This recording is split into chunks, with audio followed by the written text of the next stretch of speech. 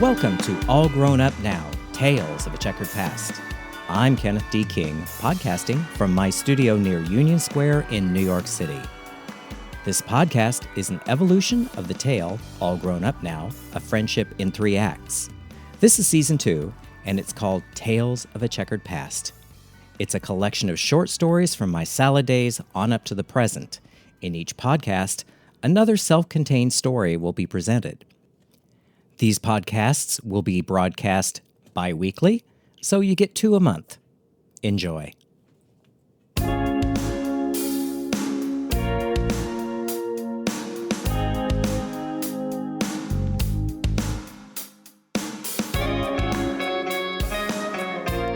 Episode 60 I call Boys Shorts 5. 2 more very short stories that I hope will amuse you. The first story is from my college days in Oklahoma City. It is the story of how I got fired from Wendy's old-fashioned hamburgers.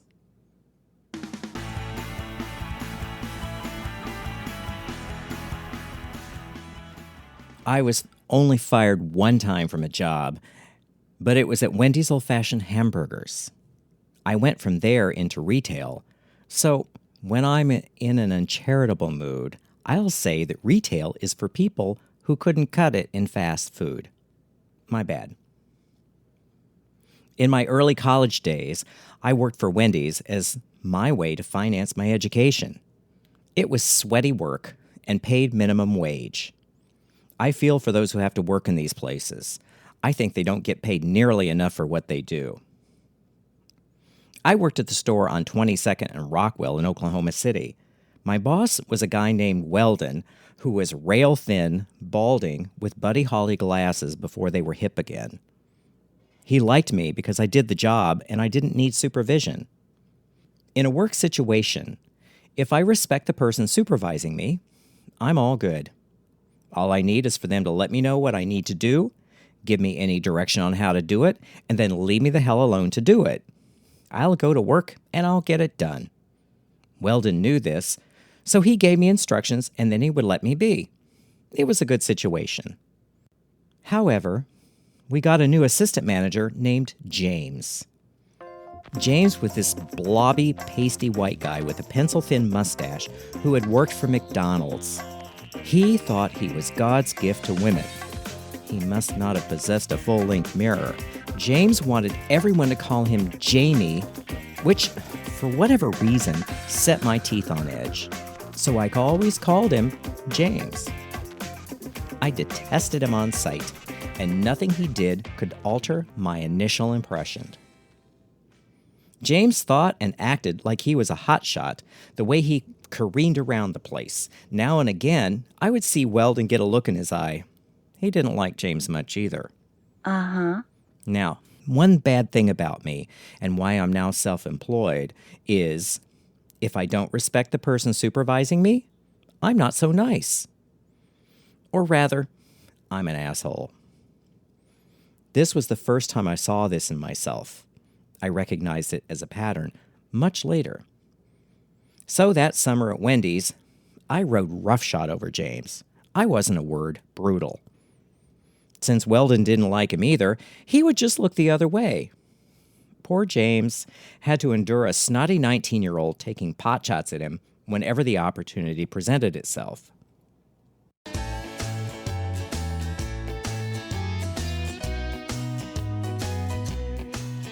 This all went along for a few months. In the meantime, we had an area manager, one whose name escapes me, so I'll call him Pete.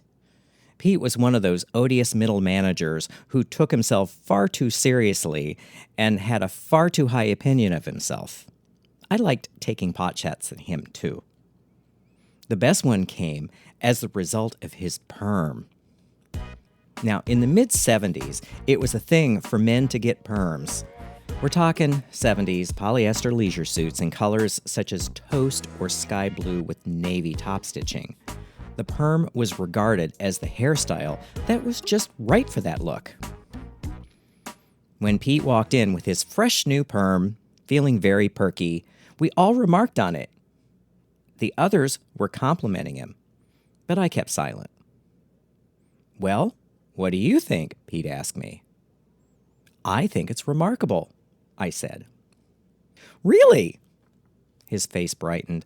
"Why?" "I've never seen pubic hair on someone's head," I shot back. From then on, he disliked me intensely.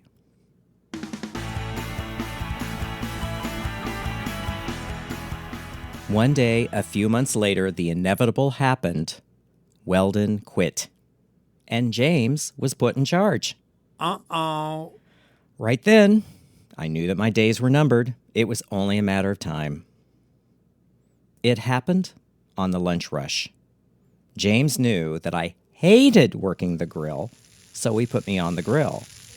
This was right after he had just covered it with several pounds of cold hamburger meat, which completely cooled off the grill. Great. Right about then, we got a lunch rush that completely swamped us. There was a line out the front door and a line on the drive-up window. I turned the grill up to the highest heat, trying to get the grill to heat up faster so I could get some meat cooked. But I was swamped. They would cook when they got cooked. Nothing else I could do. The entire time, James was writing me, "Hey, get that meat cooked, get that meat cooked, hurry up, get that meat cooked." Finally, in frustration, I swung around, threw the spatula down onto the grill, and shouted, "If you think you can get this meat cooked any faster, then you get your fat ass over there and do it." I turned around, only to run smack dab into pubic hair on the head Pete. He gave me a look, then looked at James. And I knew. That was my last day. I was fired at the end of the shift. But, I felt like I'd gone out in a blaze of glory. The next story comes from my early years after I'd moved to New York, and I call it mud wrestling.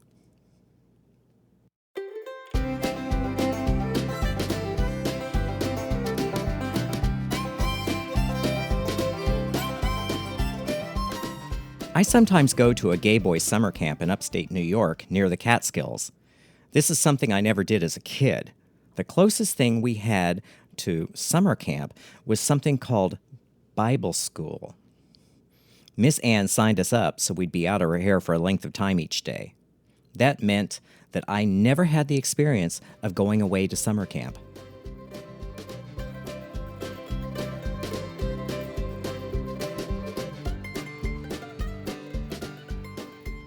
Gay boy summer camp, as I'll call it, was a little more rough and ready than I was used to, city boy than I am.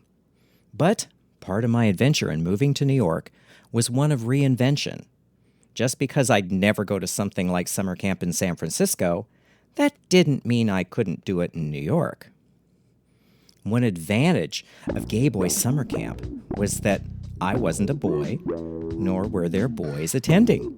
We were all grown men, and I regarded that as an attractive feature. My experience has been that when you have a group of gay men together, some sort of adventures and misbehavior will follow. And I wasn't disappointed. During one summer camp, one of the activities included was mud wrestling. Yes. I didn't get to do that particular workshop because I had arrived late. Later that evening, though, at dinner, out on the deck by the pool, there was a very cute French guy sitting next to me.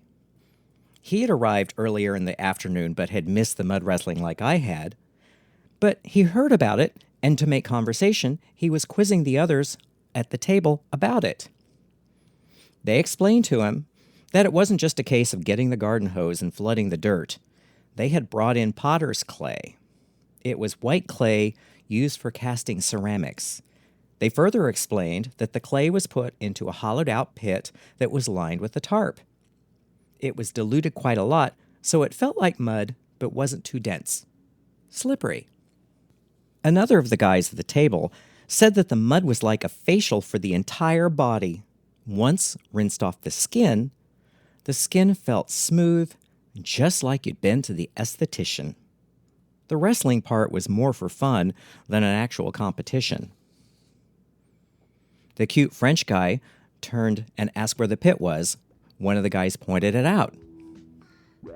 Suddenly, Mr. French looked at me and with his fabulous accent said, "Would you like to do this mud wrestling?"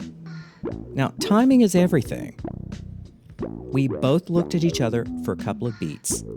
Then, at the same moment, we both flung down our forks, jumped out of our chairs, and tore out of our clothes. Off we ran down to the pit and began to mud wrestle, the rest of the boys watching from the deck and cheering.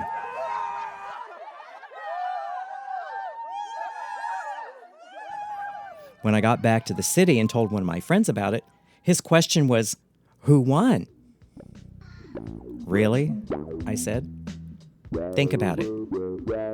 Cute French guy, naked mud wrestling. Who won?"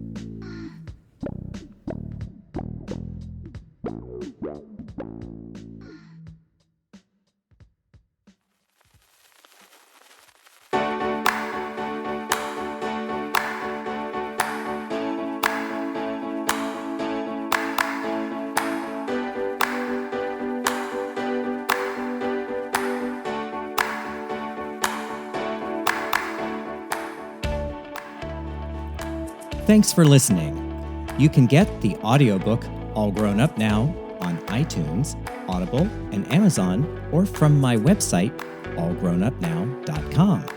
You can subscribe to the podcast on iTunes, SoundCloud, Stitcher, Spotify, and Google Play. If you have any questions, you can reach me through the website, allgrownupnow.com. You can follow me on Instagram at Kenneth D. King, on Facebook at Kenneth D. King Design, or on my main website, kennethdking.com.